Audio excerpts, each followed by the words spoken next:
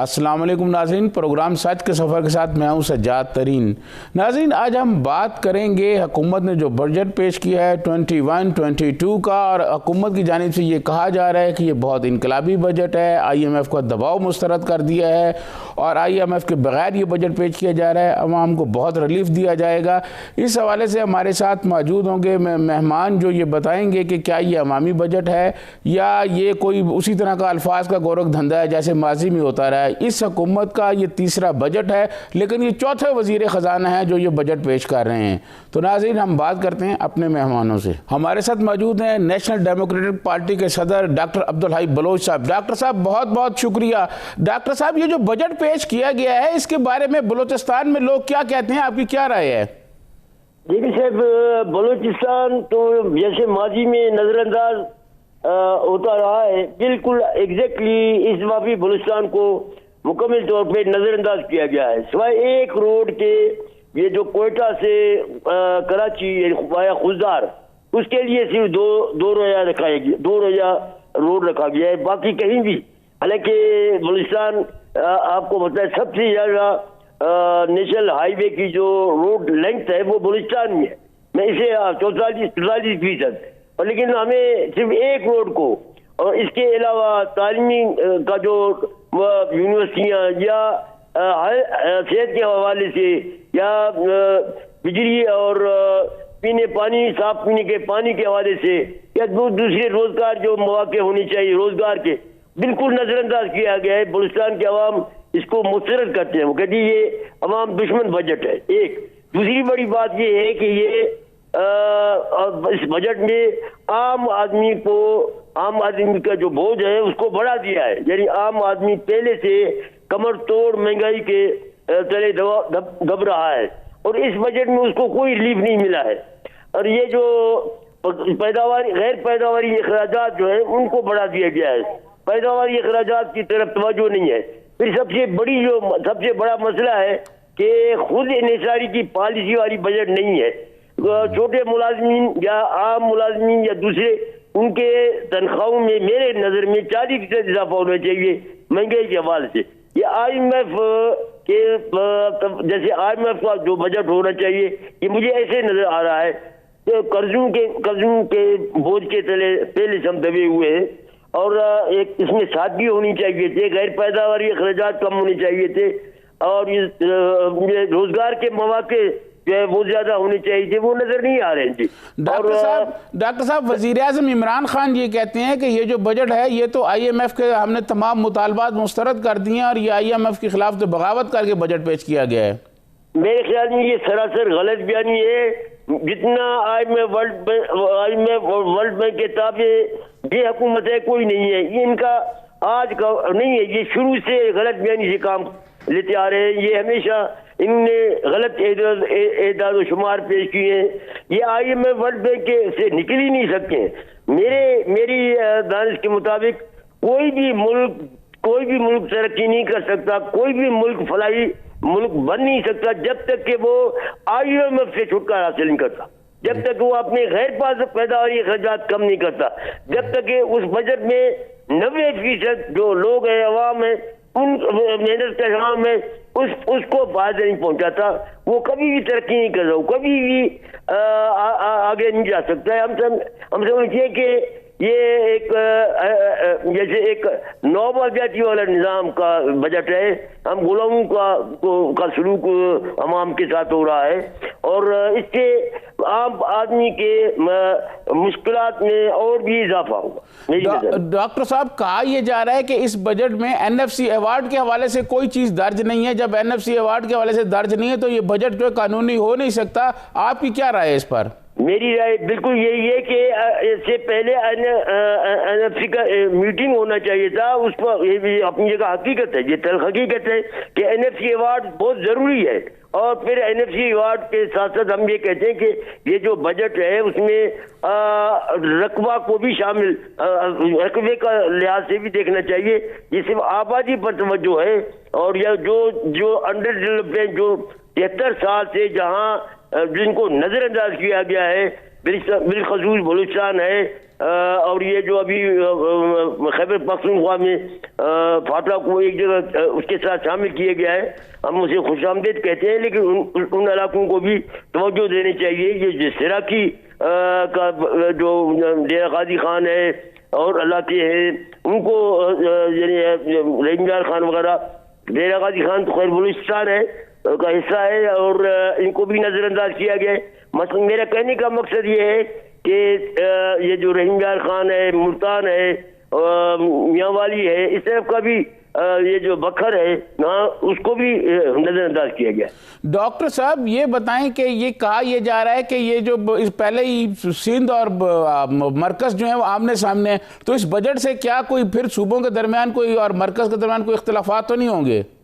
Sir में से इख्तिलाफात और भी ज्यादा होंगे। उसकी दो वजूहात है, न सिर्फ ये बजट, बल्कि देखिए साहब आपने एक अच्छा सवाल किया, ये जो बलूचिस्तान और सिंध में ये जो कब्जागिरी की पॉलिसियां हो रही हैं, बलूचिस्तान के अवाम बिलखसूस साहिल बलूचिस्तान और साहिल सिंध, इसके ऊपर बहुत कुछ मसला हो रहा है। अभी भी आपने देखा कि सिंध में बहुत बड़ा जो है ये अपना जो बैरियर टाउन है, और ये जो सरमायादार स्कीम में बन रही है, माफिया, लैंड माफिया कब्जा कर रहा है, DHA और बहुत सी ऐसी स्कीमात हैं जिनमें आम गरीब लोगों का जमीन, बिलखसूस ये मलिर में जो बलोच गरीब रहते हैं, उनके जमीन पर नाजायज कब्जा किया है। हमारे यहाँ ये CPA के नाम पर कब्जागिरी की पॉलिसियां अपने उरूज पर हैं। लिहाजा बलूचिस्तान और सिंध के जो मसाइल है वो इसके साथ साथ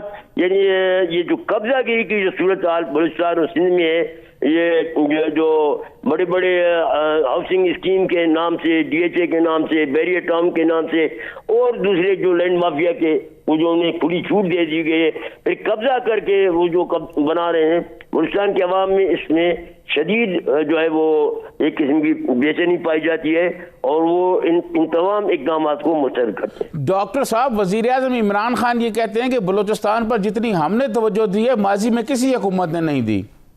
मैं समझता हूँ कि मुझे कोई बताए, अब उनको देखें, लफाजी तो हर एक कह सकता है, मैं भी कह सकता हूँ कि भाई बलूचिस्तान में जो है वो क्या दूध और शहद की नहरें बह रही है, कहने की बात नहीं है।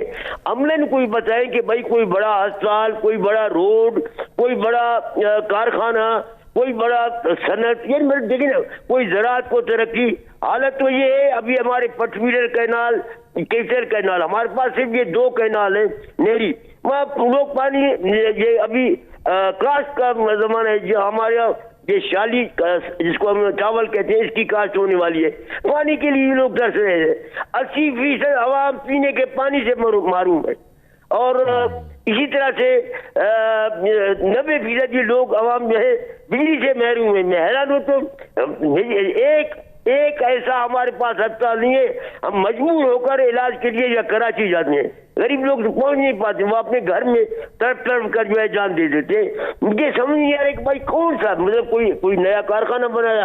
अच्छा, दूसरी बड़ी बात आपको अर्ज करूँ बलूचिस्तान के साथ जाती, भाई ये जो हमारा गैर रस्मी तिजारत है बॉर्डर पे जो है, उस पर पाबंदी लगा दी है। आप बताइए, हम अपना मकरान डिवीजन से, खारान से, चमन से, इस अपने साहिल से, इस पर पाबंदी लगा दी है। हम लोग तो भूखे मर रहे हैं, हमारी तो हालत और भी वो तबाहकुन कर दिया है इस हुक्मरानों ने, और कहते हैं कि हमने बलूचिस्तान पर तवज्जो दी। हमें समझ में नहीं आता, और सर्विसेज में हम नजरअंदाज है। यानी आबादी के निस्बत से सबसे ज्यादा बेरोजगारी बलूचिस्तान में है, आबादी के लिहाज से अगर आप देखें। अच्छा डॉक्टर साहब, ये बताएं कि क्या तजवीज़ देंगे आपके इस बजट को कैसे पास होने से पहले इसमें क्या तब्दीलियां की जाएं? सर, मैं पहले अर्ज कर चुका हूं कि देखिए, हम अगर जो भी मशवरे दें ये उन पर अमल नहीं करेंगे। उसकी वजह ये है कि ये IMF के चुंगल से निकल ही नहीं सकते हैं। हाँ, ये हम कह सकते हैं, मसलन मुलाजमीन की तनख्वाह है जिस कम से कम मेरी नज़दीक 40% उसमें इजाफा होना चाहिए, और ये जो पैदावारी अखराजात हैं उनको कम होना चाहिए। और तीसरी बात मैं ये करूँगा कि बजट में खुद इन्हेसारी की पॉलिसी होनी चाहिए। जितना चादर देखो उतना यानी पाँव फैला, यानी पाऊँ यानी मतलब ये अपनी जरूरियात उनको आप महदूद करें। वो जो शाहाना अखराजात हैं, जो गैर पैदावारी अखराजात हैं, उनमें बड़े हद तक जो है कटौती होनी चाहिए और आम आदमी को बजट में रिलीफ मिलना चाहिए।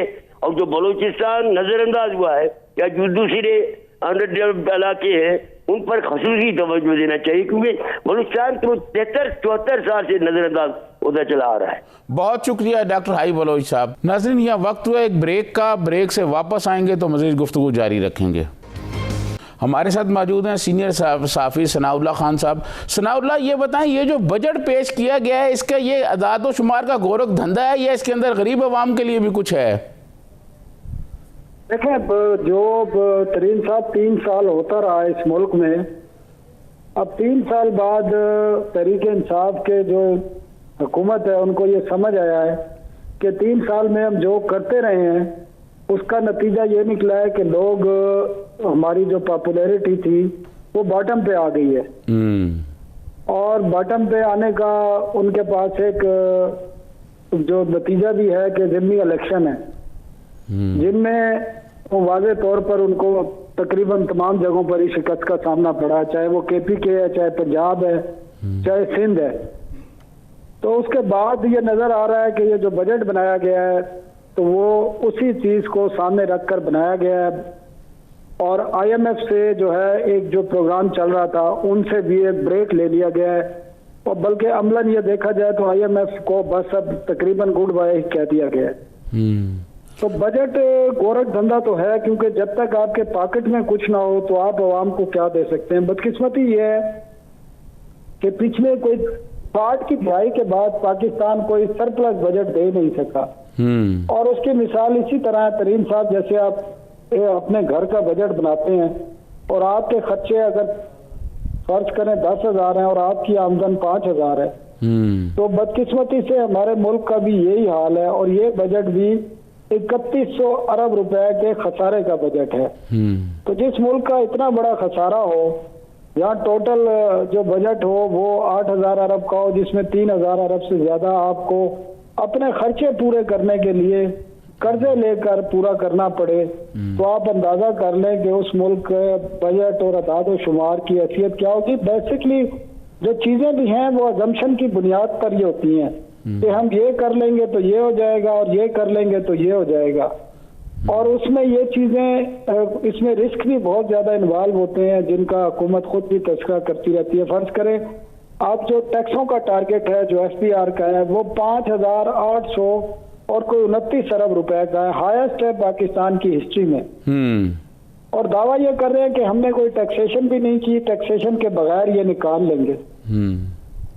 अच्छा, तो सनाउल्लाह, ये जो इन्होंने टारगेट रखा है टैक्स वसूली का, वो कैसे पूरा होगा?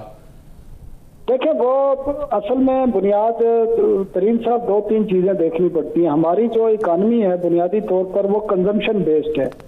हम जो इस्तेमाल करते हैं वही हमारी इकानमी है, हमारी एक्सपोर्ट तो इतनी है नहीं। आपको याद है पीपल्स पार्टी के दौर में 26 अरब डॉलर तक एक्सपोर्ट गई थी, और 26 अरब डॉलर भी पाकिस्तान जैसे मुल्क के लिए जिसकी 22 करोड़ आबादी हो वो नाकाफी है। और हमारे मसाइल की वजह भी यही है कि हमारे पास ना हमारे टैक्स आमदन इतनी ज्यादा है, ना हमारी एक्सपोर्ट है। तो हमें इंपोर्ट करने के लिए डॉलर भी चाहिए और अपना मुल्क चलाने के लिए हमें पैसे भी चाहिए। तो इन सब चीजों के लिए, डॉलर के लिए हम IMF के पास, वर्ल्ड बैंक के पास, सऊदी अरब के पास, अमेरिका के पास, चीन के पास, UAE के पास, कतर के पास, इन लोगों से इमदाद लेके अपनी जो है इंपोर्ट के बिल पूरे करते हैं। और टैक्सेशन का रेवेन्यू है, जो हमारे खर्चों के लिए पैसे हैं, वो हम फिर वो लोकल बैंकों से लेते हैं या नोट छापते हैं या स्टेट बैंक से लेते हैं या PIB जारी करते हैं या पाकिस्तान की आवाम से वो नेशनल सेविंग के की सूरत में कर्ज हासिल करते हैं। तो इस तरीके से ये निज़ाम चलाया जा रहा है। और टैक्स की जहाँ तक बात है तो हमारी जो पॉपुलेशन ग्रोथ है वो दुनिया में हाईएस्ट है, 2.4% है। तो जब आबादी हमारी इस तरीके से बढ़ेगी तो हमारी कंजम्पशन भी बढ़ती है। तो उस हिसाब से हमारी जो टैक्स का वो एक तरीका कार है या रिकवरी है, वो अब आप देख लें, वो अगर नून लीग का दौर आप देख लें जो 3 साल पहले का, तो वो 4,000 अरब तक गए थे। तो अगर ये 3-4 साल बाद, क्योंकि अगला साल जब पूरा होगा तो 4 साल हो चुके होंगे, तो 5.8 ट्रिलियन तक जा रहे हैं, तो ये कोई ऐसी बात नहीं है। पीछे भी माजी में भी जो 2 हुकूमतें थी उन्होंने अपने 5 साल के दौरान टैक्स रिकवरी डबल की थी। तो मेरा तो ख्याल था जिस तरह खान साहब ने जब इक़्तिदार संभाला था तो अपनी पहली तकरीर में जो उन्होंने कहा था कि हम जो टैक्स है वो 8 से 10 ट्रिलियन तक ले जाएंगे, 8,000 से 10,000 अरब तक ले जाएंगे। तो जब उन्हें इक़्तिदार संभाला तो उन्हें मालूम हुआ कि ये तो नामुमकिन बातें थी जो वो करते रहे हैं, जिसके बाद वो यू टर्न लेते रहे हैं। और अभी भी ये बजट भी बेसिकली 3 साल की पॉलिसियां जो थी उसका यू टर्न है बुनियादी तौर पर। लेकिन सनाउल्ला ये जितने हुकूमती वुज़रा हैं वो तो इस बजट को बड़ा इनकलाबी बजट करार दे रहे हैं। नहीं, इनकलाबी तो वो उस अंदाज में कह रहे हैं कि 3 साल में जो बजट दे रहे थे, ये इनका तो तीसरा बजट था, लेकिन बुनियादी तौर पर इनको 3 साल हो गए हैं, तो उस हिसाब से तो उनके ख्याल में ठीक बात है। और बुनियादी कोई भी दुनिया क्या पाकिस्तान में जितने भी बजट आए हैं कोई भी ये नहीं कहता कि ये अवाम दुश्मन बजट है, सभी यही कहते हैं। लेकिन इम्पैक्ट जब इसका आएगा तो इससे इन्फ्लेशन भी आएगा। उसमें बुनियादी वजह है कि 383 अरब रुपए के नए टैक्स इनिशिएटिव हैं, मतलब है कि नए टैक्स लगे हैं और 100 अरब रुपए का तकरीबन रिलीफ है, जिसमें से 100 अरब रुपए तो कल कैबिनेट ने उसको फ्लैश कर दिया है। उसके लिए अब ये मुतबादिल रास्ता देखेंगे, कोई मुतबादिल टैक्सेशन मेजर लेंगे। लेकिन जो सबसे खतरनाक बात है वो ये है कि जो पेट्रोलियम प्राइसेस हैं वो अगले साल बड़ी तेजी से बढ़ने का खदशा है, क्योंकि इन्होंने पेट्रोलियम पर जो टैक्सेस हैं वो पीडीएल खासकर है वो 400 अरब से बढ़ाकर 600-650 अरब का टारगेट रखा है। तो उसको रिकवर करने के लिए इनको पेट्रोलियम पर टैक्सेस बढ़ाने पड़ेंगे। और गुज़श्ता 2-3 माह में जो पेट्रोलियम की कीमतें नहीं बढ़ी हैं वो 1 जुलाई से बढ़ सकती हैं। लेकिन इसके लिए इन्होंने एक मुतबादिल इंतजाम जरूर किया, जिसका आज शौकत तरीन ने अनाउंस भी किया है कि सऊदी अरब के साथ डेफर पेमेंट पर जो ऑयल की सप्लाई है उसका मायदा हो गया है। और अगर वो मायदा होता है तो वो तमाम बेनिफिट यकीनन अवाम को तो पास नहीं होगा, लेकिन हुकूमत खजाने में काफ़ी पैसे वापस आ सकते हैं टैक्स की सूरत में। अच्छा सनाउल्लाह, ये बताएं कि बजट की मंजूरी के बाद कोई गरीब आदमी, कोई आम आदमी, कोई आम मेहनत कश के लिए भी कोई चीज़ इसमें है, को उसके लिए कोई खुशखबरी है? देखिए, हुकूमत ने जो प्लान अनाउंस किया है उसमें डिवाइड कर दिया है। हुकूमत ये कहती है कि जो 70 लाख गरीब खानदान है, जो एहसास प्रोग्राम, जो बेनज़ीर इनकम सपोर्ट प्रोग्राम है, बेसिकली उन्होंने कहा है कि जो भी रियायत दी जाएगी इन्हीं खानदान, इन्हीं लोगों को दी जाएगी। और उसका डेटा जमा किया जा रहा है। इन लोगों को इंटरेस्ट फ्री कर्जे भी दिए जाएंगे, इन लोगों को स्किल डेवलपमेंट भी दी जाएगी और इनको जो माहाना स्टाइपेंड है वो भी दिया जाएगा। तो वो पहले से ही जारी है, वही चीज़ों को जारी रखा गया है।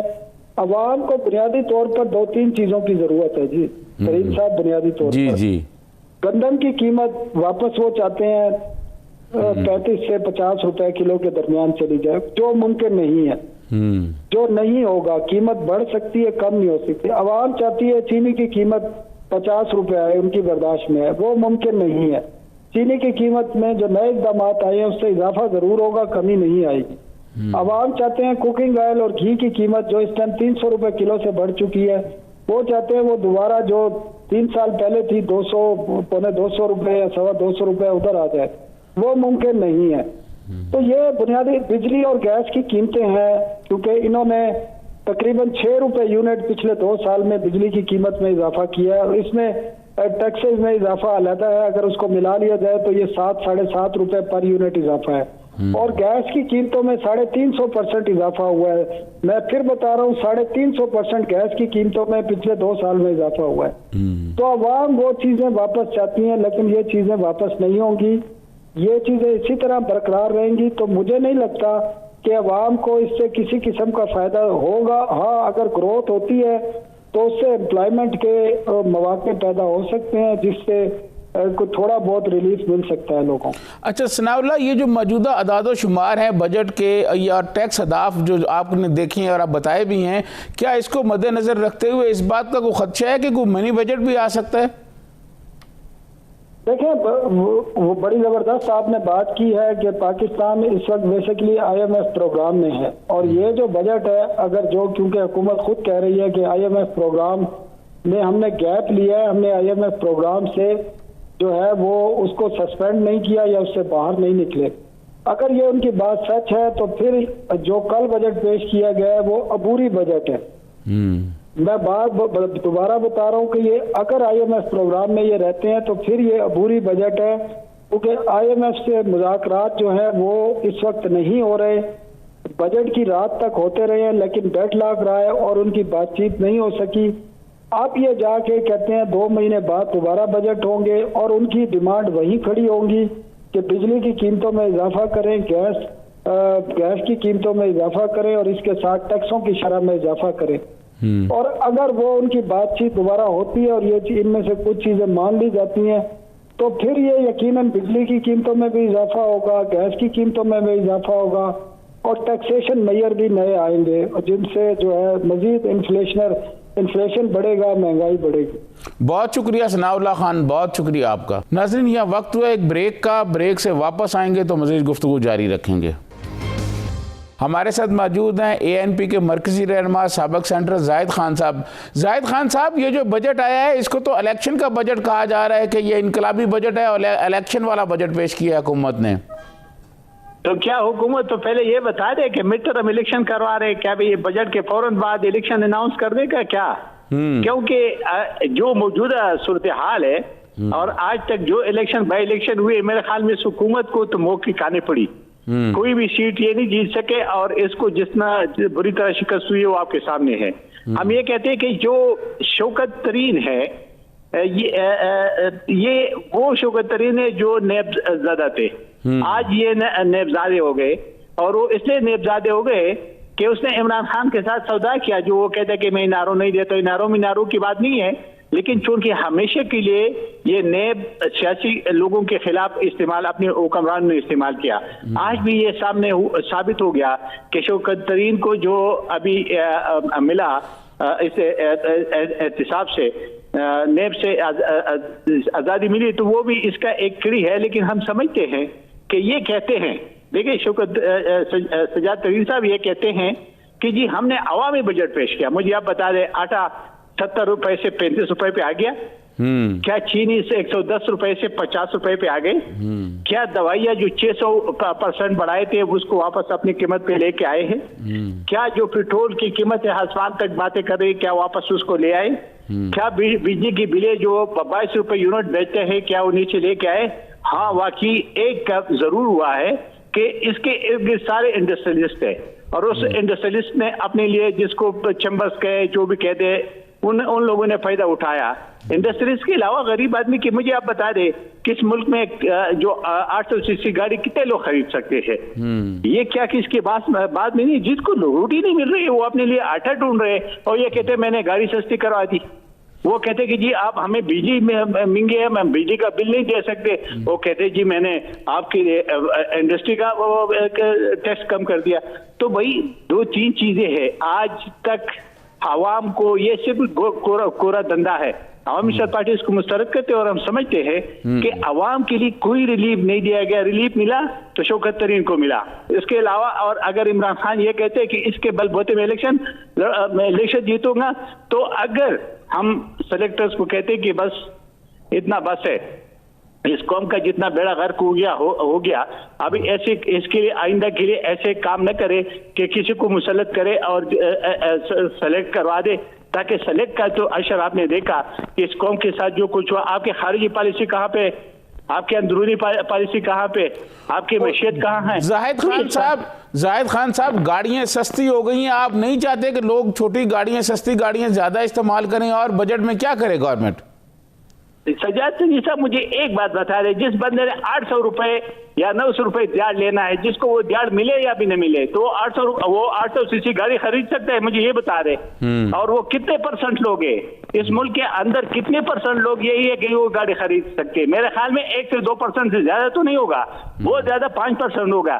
तो ये 95% जो अपने लिए अपने बच्चों के लिए किताबें ढूंढ रहे हैं, जिसको एजुकेशन नहीं मिलती है, जिसको अस्पताल में दवाइयाँ नहीं मिलती है, जिसको आटा नहीं मिलती है, जिसको चीनी नहीं मिलती है, जिसको कपड़ा नहीं अपने बच्चों के लिए खरीद सकता है, जो अपने बच्चों के लिए जूते खरीद नहीं सकते हैं, जो अपने बच्चों के इलाज नहीं करवा सकते हैं, मुझे बता दें आप उसको कह दें कि आप गाड़ियों में, ये वो वाला बात है कि किसी ने किससे पूछा कि भाई यहाँ क्या लोग खाते, उन्होंने कहा कि अंग्रेजों के मुल्क में उसने कहा और कोई पता नहीं है, यहाँ भी अंग्रेजों के कुत्ते भी बिस्कुट खाते हैं। मेरे ख्याल में यो काम ये हमेशा के लिए यही बात करते हैं। अब हमें कहेंगे कि बिस्कुट खाओ, तो बिस्कुट खरीदेंगे तो खा सकेंगे, जब बड़े खरीद नहीं सकते तो कैसे खाएंगे? आप मुझे बता रहे कितने लोगों को रोजगार दिलवा रहे, कितने इंडस्ट्रीज बन रही है, कितने लोगों को जो इस वक्त जो बिजली का बुरहान है उसको हल कर सकेगा।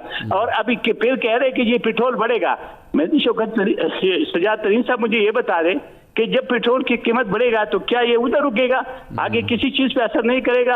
आप बाजार में जाए, लोग तो चीख मार रहे हैं, उनको तो कोई टमाटर नहीं खरीद सकते, कोई अपने लिए प्याज नहीं खरीद सकते, कोई अपने लिए दाल नहीं खरीद सकते। तो ये सारे दालें शाले सब कुछ सस्ते हो गए, घी खाने वाले तेल सस्ते हो गए। अगर ऐसा नहीं है तो मेरे ख्याल में सजाद तरीन साहब ये जो सुहाने ख्वाब है जो लोगों को दिखा रहे, ये इमरान खान ने देखे, इमरान खान ऐशिया कर रही है और उसके इर्द गिर्द जो लोग बैठे हुए वो देखे। ये जो पिंडी का जो वो रिंग रोड का स्कैंडल था, मेरे ख्याल में ये हुकूमत जब से आई इसमें स्कैंडल के स्कैंडल है। चीनी scandal, petrol scandal, ring road scandal, BRT scandal, आटा स्कैंडल, दवाई स्कैंडल। मुझे आप बता दें तो ये सारे देश से तो पहले उसे उन हुकूमतों में जिनको ये चोर कहते हैं उसमें तो इतने स्कैंडल नहीं आते जितने कि इसमें स्कैंडल आए 3 साल में। जाहिद खान साहब, वजीर खजाना शौकत तरीन तो कहते हैं कि इस बजट से हम आवाम के ख्वाब पूरे कर देंगे, आवाम को खुशियां देंगे। मुझे मेरे ख्याल में बस शौकत तरीन के ख्वाब पूरा हो गया, क्योंकि वो तो नेब के सकंजे में था, उसे उसको फुर्सत मिली। मुझे ये बता देना, ये अभी ऐलान करते हैं कि कल से बाजार में 35 रुपए का आटा मिलेगा, हम मान लेंगे। कल ये ऐलान कर दे कि 50 रुपए के किलो चीनी मिलेगा, तो क्या ख्वाब है यार? मुझे बताए तो समझाएं। वो तो जब इसको तो पता ही नहीं होगा। जिस तरह पहले से पूछे थे टमाटर कितने के, वो कहते 14 रुपए किलो।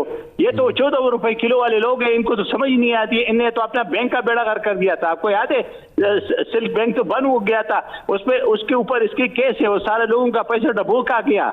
वो तो अपने उसको जान छुड़ाने के लिए, हाँ उसको ख्वाब सही मिला क्योंकि उसे जान छूटी, लेकिन ये वक्ती जान छूटेगा, इसका जान छूटेगा नहीं, क्योंकि अवाम की गजब से न तो इमरान बचेगा, न ये शौकत तरीन बचेगा, न इस मुल्क के वो लोग जो इस वक्त मुल्क को लूट रहे और कौम को लूट रहे। मेरे ख्याल में इसका इजाला नहीं हो सकेगा, वो जरूर हिसाब वो इंशाल्लाह होगा।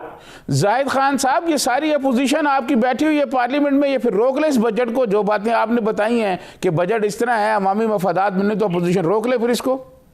देखिए एक बात सजाद तरीन साहब मालूम है कि जो अपोजिशन की जितने स्ट्रेंथ है उसके जरिए तो वो अपनी कोशिश कर रहे हैं। अभी जो बजट पेश कर रहा था और जो बिल पास की हुई, आपको पता है कि जो स्पीकर है, जो खुद वो स्पीकर इस वक्त स्टे पे बैठा हुआ है, वो डिप्टी स्पीकर स्टे पे बैठा हुआ है। ये हमारे अजीब सी अदालतें हैं, अजीब से कोर्ट से एक बंदे का टाइम पूरा हो जाएगा, उसको स्टे दिए, स्टे पे वो स्पीकर बना हुआ है और वो हर गैर आईनी काम कर रहे हैं क्योंकि उसने अपनी कुर्सी बचाने के लिए किए क्या है।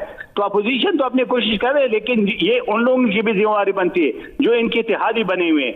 कल कौम को उसने भी जवाब देना है, क्योंकि ये हुक्मरान उन लोगों ने बिठाए हुए, क्योंकि इस कौम ने इस इमरान को मैंडेट नहीं दिया, कलेक्टर्स ने जरूर दिया लेकिन आवाम ने नहीं दिया। और ये जिम्मेवार वो लोग हैं जो इस वक्त उनके साथ बैठे। अगर वो इस बजट में उनका साथ देते, जागीर तरीन को देखो इनारो मिल गई, तो ये अगर एक तरफ तो कहते हैं कि जी हम किसी को नहीं माफ करेंगे, तो फिर नेब से ये पूछा जाए कि वो जो नेब का जो करप्ट चेयरमैन बैठा हुआ है, सबसे बड़ा करप्ट, माली करप्ट वो बैठा हुआ है, वो किसको क्या इंसाफ देगा या किससे क्या एहतिसाब करेगा? बहुत तो शुक्रिया जाहिद खान साहब, बहुत शुक्रिया। आप नाज़रीन, आपने मुख्तलिफ सियासी रहनुमाओं की और जो अखबार नवीस हैं उनकी आपने गुफ्तगू सुनी और आपने ये देखा कि ये बजट जो है ये कैसा होगा।